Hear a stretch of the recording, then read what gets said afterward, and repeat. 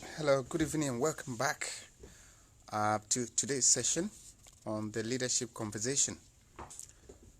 Um, I will be continuing my session uh, this evening as usual, but I'm waiting to get you guys online, and as usual, I'll wait for a few seconds just to be sure that you are here before I start. So those who are already online, I can see you. Welcome here. Okay, waiting for more people. Hey, Winfred, long time. I hope you are good. Okay, right. So just waiting for a few more people to join, and then we can start off. Okay. Hope you've been enjoying the session so far. Thank you for coming back all the time. Thank you. Invite a friend to watch. Okay. Right. Thank you. Thank you. Right. We have been talking about leadership. We've been talking about the importance of leadership. Hey. And yesterday we looked at some key functions that those who are placed in positions of responsibility in organizations or in any entity at all that they have to be playing. A number of functions were listed yesterday. If you didn't get yesterday's video, is available on my wall, so you can always catch up. Now today we will be talking about a number of things. We'll begin with the fact that leaders manage change. They lead and manage change. One outstanding features of effective leaders is that they want improvement. They want something different. They want progress. They are barely ever satisfied with progress.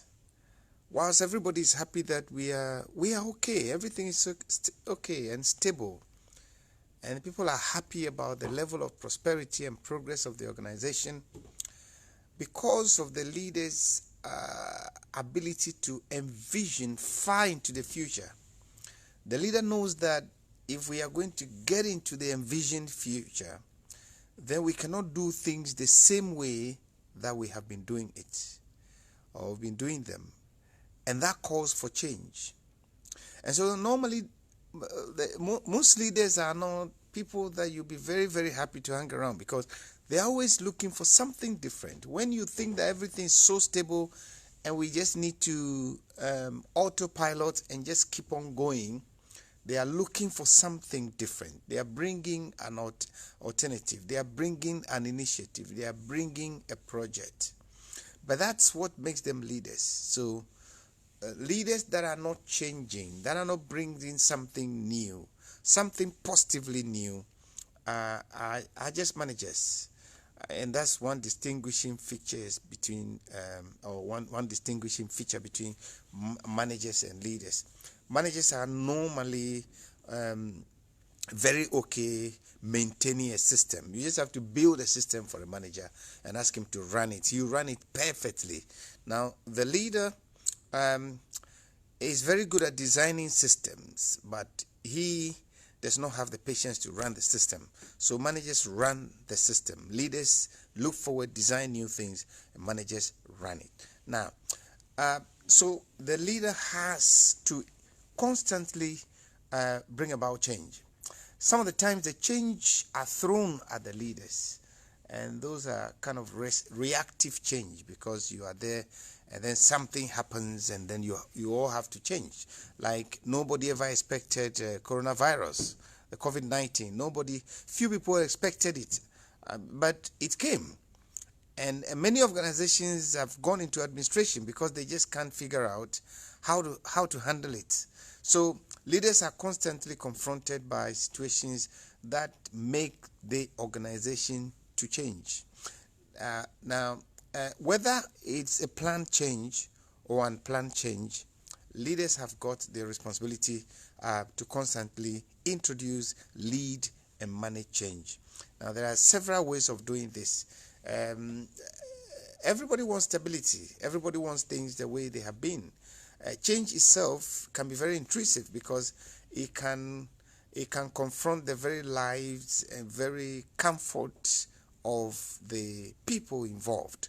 And because people don't know what is involved, or what we call the fear of the unknown, because of the fear of the unknown, many people are not comfortable, particularly many employees are not comfortable with change.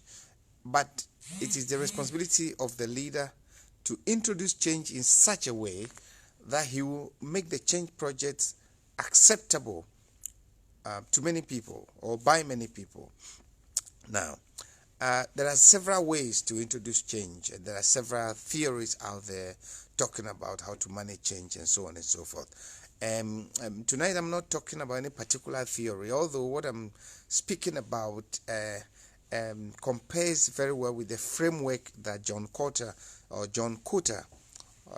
of Harvard Business School some years ago put out there in a seminar article. Now, and so the leader first and foremost will have to convince people about the need for change. You have to convince people about the need for change. Normally, organizational members may not see the need for change. They may not see the big picture.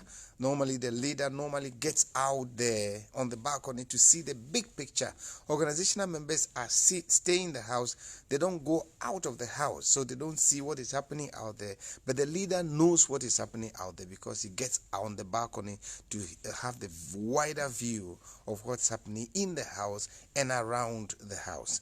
Now, by the house, I'm referring to the organization. Now, so the leader who knows what is happening in the environment, who knows what is happening in the market in which the organization is operating, the industry in which the organization is operating, the leader who knows the weaknesses of the organization, the leader who knows the challenges that are available in the environment, the leader who knows the opportunities that are available in the environment. The leader who is aware of all of these, he makes a case. He makes a case for change. He makes a business case for change. He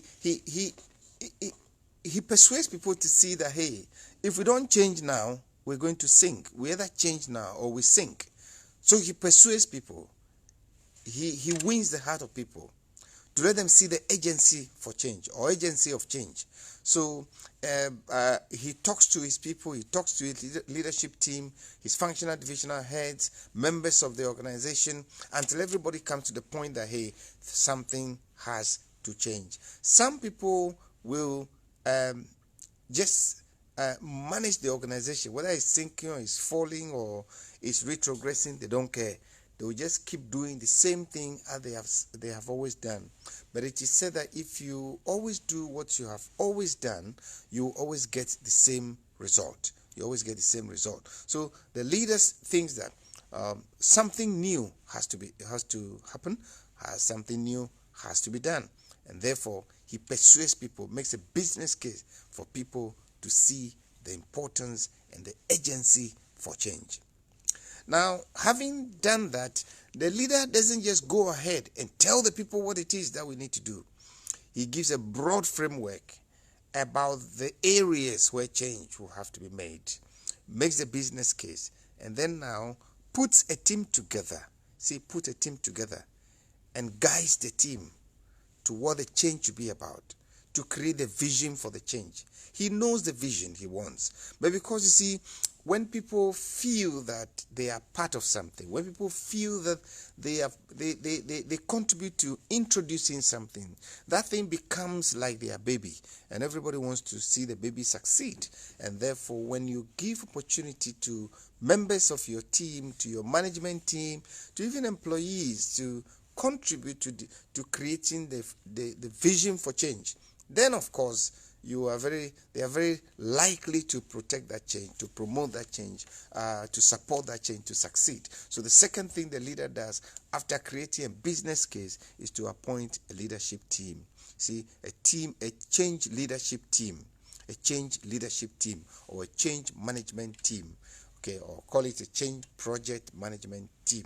So put that team together, and that team should be made up of several people, and that team should be devoid of the very seniority culture that exists in organizations. So at the end of the day, you might find some organizations who are very much dominated by the seniority culture. They will just put all the heads of the functional divisions into the team. That is not going to work. Why? Because these people are so busy and they will not be able to meet often. When they have to respond to emergency, it becomes very easy. So it's good not to load the team with just too many senior people, but look at people who are innovative, people who are creative, people who have ideas, people who have got the expertise and the knowledge, the experience and the passion to promote the change. So this is not the mimicking of your structure or your functional division, but it is a team that should be made up of different people, seniors, juniors, etc., members of the union, depending on the type of workplace you have, and so on and so forth. So that's the second thing to do: appoint a change management team. And of course, once you appoint the change management team, the third thing to do is that you are going to charge them to create a vision for the change. Okay, create a vision for the change. In other words, if the change should happen, how would it look like? What is the change going to be like? Is it that you are changing your organization structure? Is it that you are breaking down your old fiscal structures, your building, and you are building a new one? Is it that you want to change your head office location? You want to move to another place? You want to change your computer systems? You want to change your software? Is it that you want to change the way you work? Maybe the procedures, you want the procedures changed to reduce the procedures so that work can flow much more easily? Is it that you want to move to a paperless practice where you don't see people carrying documents around for every transaction, but you want to move everything online? These can all be different types of change, and the change team will come out with a vision of change. In other words, how do we want to be when the change is over, when the change project is over? And what are people going to be benefiting from the change? How is it going to be benefiting the individual? And remember, until the change language is coached in the language of the selfish interests of the people who are going to promote the change project, you are never going to succeed. If you don't coach, if you don't structure the change language, design the change language in the language of the selfish interests of the people who are going to promote the change, never expect that you will succeed in your change project. So tell them what is in it for them. Tell them how this is going to reduce workload. Tell them how it's going to make work much easier for them. Tell them how it is going to make people do work much more easily and probably earn more profits if this applies. But tell them something in the change. When they see the vision of change, they must see themselves in it. They must see something better, which is not just management trying to do something, but the organization trying to achieve something of worth for everyone. Okay, so that's the third thing, design or determine the change vision. Now, once you finish with the change vision, now you need to now lead the change. You see, this is where the leadership action comes in. See, if you appoint the team and you don't give them power, you don't empower them. How do you empower the people? Give them authority to make decisions. They don't have to keep on constantly coming back to you for decisions. Give them decision over a range of areas where they can, give them authority over the range of areas where they can make decision. So If it has got to do with A, B, C, D, just go ahead, make decision, just inform me. If it's about E, F, G, or F, G, H, then of course you need to make a decision, suggest a decision, and seek my approval.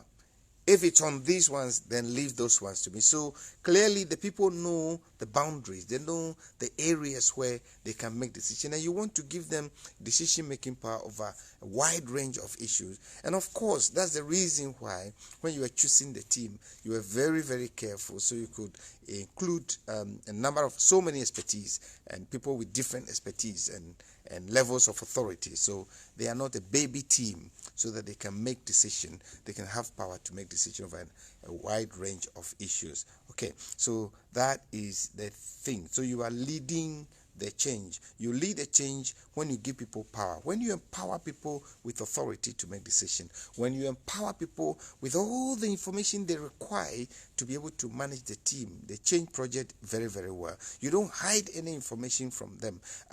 Everything they need to know, you make it available to them. All the resources they need to have, you make it available to them. If they need vehicles or anything, computer, software or anything, you make everything available to them by virtue of the membership of the team, so that they can do the work. They can lead the team, the change project very effectively. You don't stand in their way.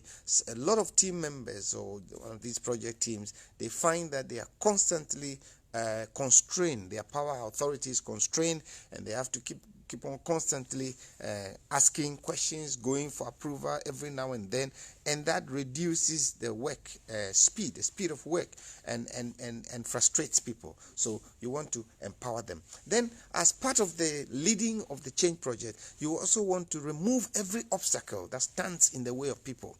So that anything that will be an obstacle, maybe redundant procedures, you want to change them. You want to review them. Maybe software is now out of date. Software that they need to used to do something is out of date. You want to renew it. Maybe some members of the organization who cannot be touched, they are becoming a problem to the team members, and so that person is those people are constantly coming to question the authority of the team members. It is leadership. It is your responsibility to make sure that you stop all these people who think they cannot be touched and who think that they are too powerful to go by whatever the team is talking about. So anything that is a hurdle that will prevent the team from moving forward, it is up to you as a leader to make sure you get rid of them. This is how you lead team. And then they need your support. You need to constantly talk about the change project. You need to constantly throw your weight behind the management team or the change management team, so that people will know that, hey, they have your authority, they have your power, and that they are not getting up to do things on their own. So you need to lead the change. Now, if they need resources to do their work, you need to provide these resources as a matter of urgency. There should never be a time when the people are struggling and using their own resources because the organization has failed to provide what they want. See, that is all part of leading the change. In leading change, you are enabling systems, you are enabling people, you are empowering people so they can do the work and do it very well. You are taking all the obstacles in the way of people or that stand in the way of people so that they can do the work and do it effectively. That's the other thing. Now,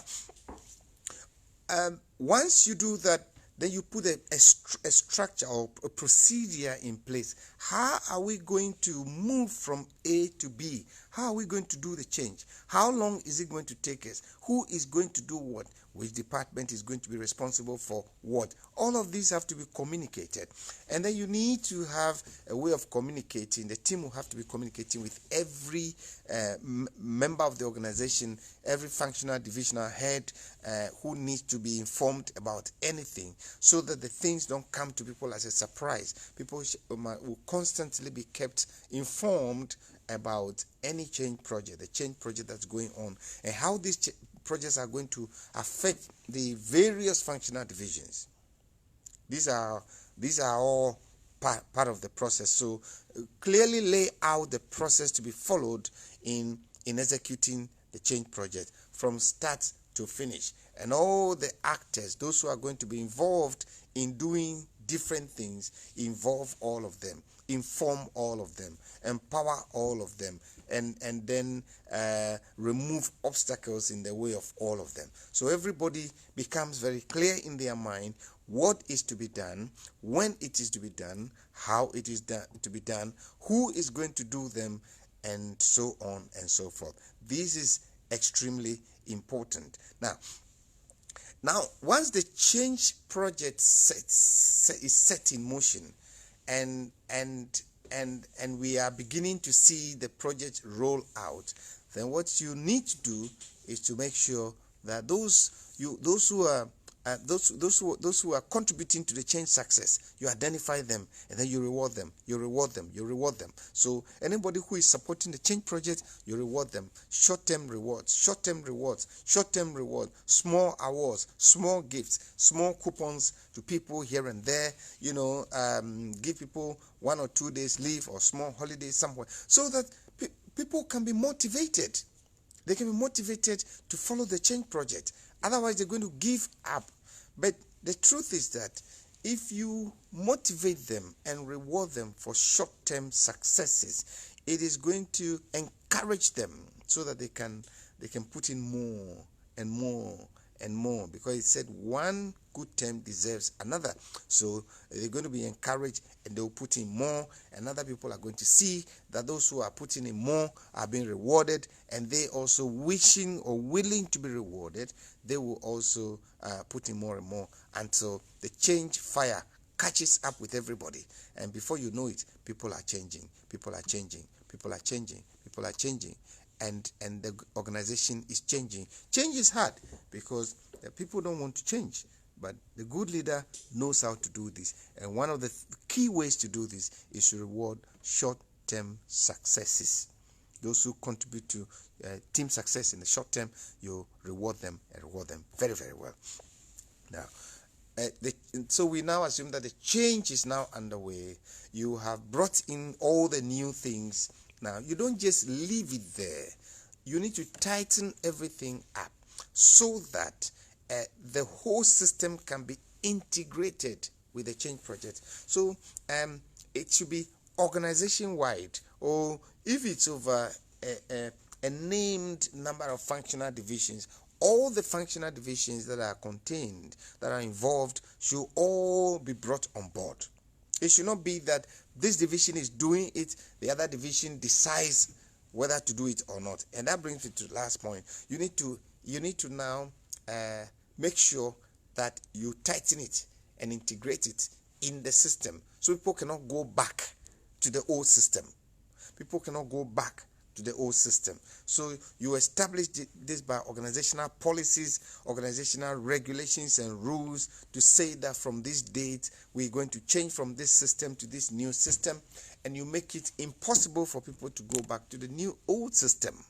So if it's about payment processes, they cannot make any payment using the old system. They have to use the new system. If people have to be educated, they have to be educated. If people have to be trained, they have to be trained. But never allow people to go back to the old system. I have seen situations where change projects were, somewhat well executed, but at the end of the day, people have gone back into the old system. So we've got a lot of software that have been acquired for many projects, and then the projects ran on their own. And when the projects were over, there's no change. People go back to the old system. And everybody complains that, why are we doing things this way? 4 years ago we did this. 5 years ago we did this project. Why are we still back? But because nobody made it impossible for people to go back to the old system. So people go back to the old system. That's human behavior.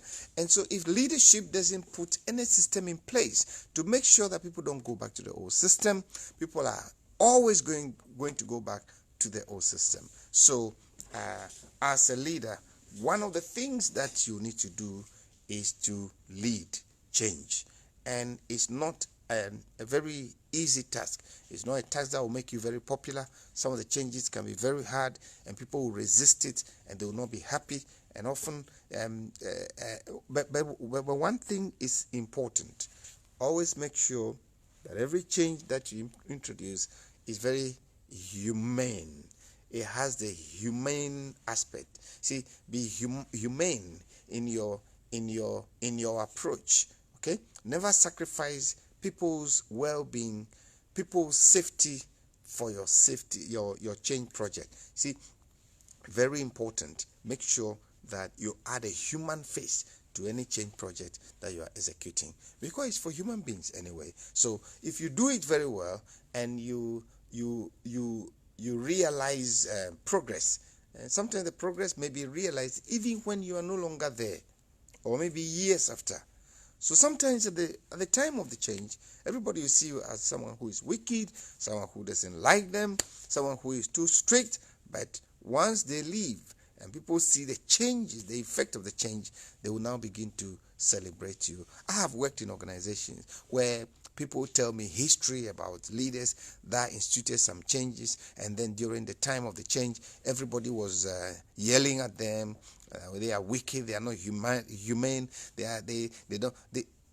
And that, oh, they have come from foreign countries and they are trying to impose their own things, and nobody really liked them. But years after, when people reflect, then they see all the changes that have taken place as a result of those leaders.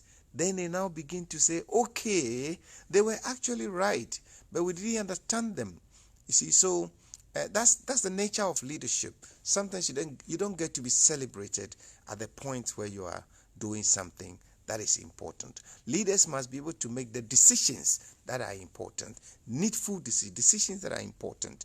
You may not be popular, yes, but you may not be popular, but you just have to make the decision. If the decision has to be made, let it be made.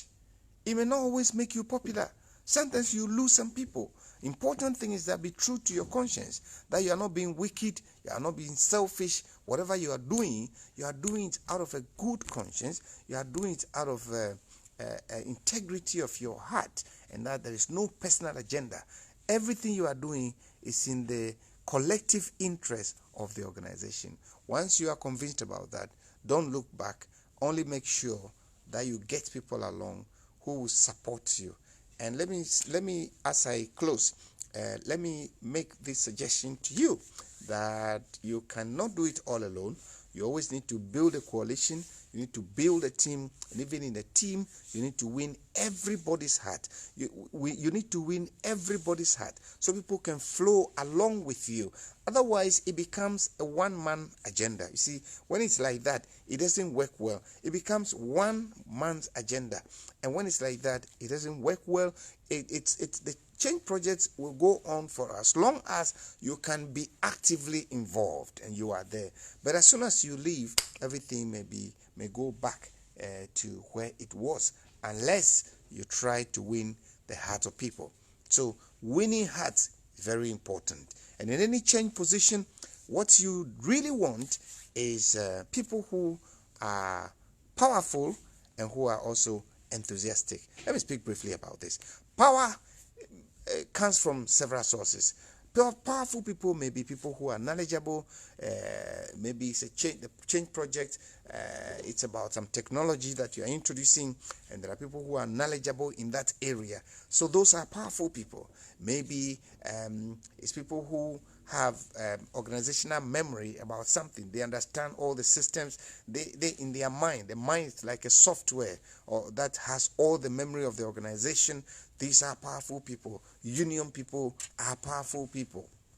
Okay, so and people who have access to resources, these are powerful people. Senior members of your team, they are powerful people. Functional divisions who talk, who control several other people, who are doing the real work. If you are CEO, nobody is really reporting to you apart from functional divisional heads. And if you have 6 functional divisional heads, 6 people are reporting directly to you. But these divisional heads may be controlling hundreds and scores of hundreds of people. And so they are really running the show.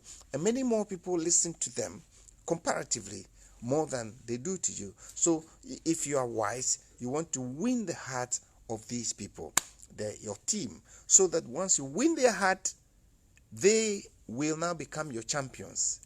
and they will champion the cause. So those are the powerful people. You want the powerful people, but you don't just want powerful people. You want powerful people who are also passionate. See, you want powerful people who are passionate about the change. So you want to win the hearts of the people. So you want to identify the powerful people and you say, how do I make them passionate? But you have a real problem when you have powerful people who are not passionate. They don't want it. They don't want the change at all. Why is this dangerous? It is dangerous because you need them to succeed. They may hold back their knowledge. They may hold back their expertise. They may hold back their memory. They may deny you access to some information. You don't know. And secondly, because many more people listen to them, they can discourage other people and just collapse the change project. So if you are smart, what you want to do is to win the hearts of the people who work with you. Don't think you can bulldoze your way, ignore them, and think you can be a one-man thousand. It's never. Leaders never do it that way. Leaders always work through people. So remember, change is very, very important and very inevitable, whether it is a change that's reactive or it's change that is proactive.